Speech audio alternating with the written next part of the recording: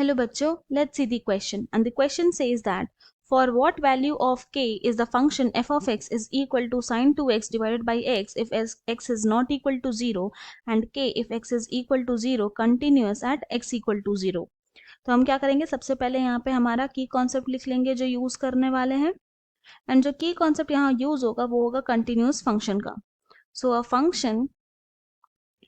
Function f of x is said to be continuous at x equal to a if limit x tends to a f of x is equal to f of a such that limit x tends to a f of x and f of a both exists. मतलब कि एक function f of x continuous तभी होगा x equal to a point पे जब limit x tends to a f of x equal हो जाए f of a के, और यहाँ पे दोनों का ही वैल्यू एग्जिस्ट करना ज़रूरी है.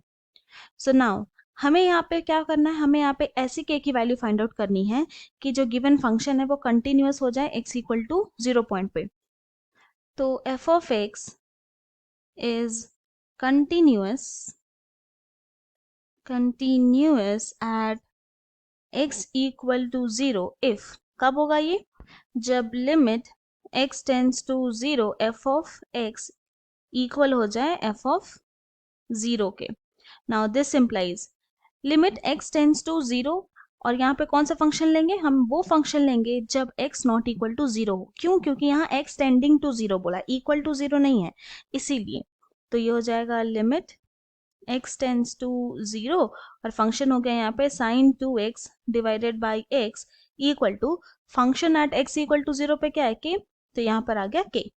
नाउ अब थोड़ा सा लेफ्ट हैंड साइड को सिंप्लीफाई करेंगे तो लिख सकते हैं limit x tends to 0 sine 2x divided by यहाँ पर x, तो क्या करेंगे, मल्टीप्लाई करते हैं 2 से, तो डिवाइड भी कर देंगे 2 से.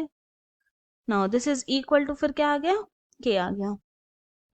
तो ये क्या हो गया, दिस इम्प्लाइज 2 को बाहर लेकर जा सकते हैं लिमिट के, तो limit x tends to 0 sine 2x divided by 2x is equal to आ गया k. ना हम लोग जानते हैं कि since limit x tends to 0 sine x divided by x equal to होता है 1, तो अब ये प्रॉपर्टी जब यूज करेंगे तो हो जाएगा this implies 2 multiplied by 1 is equal to k. तो यहाँ से हमें k की वैल्यू मिल गई विच इज इक्वल टू 2. तो देयरफॉर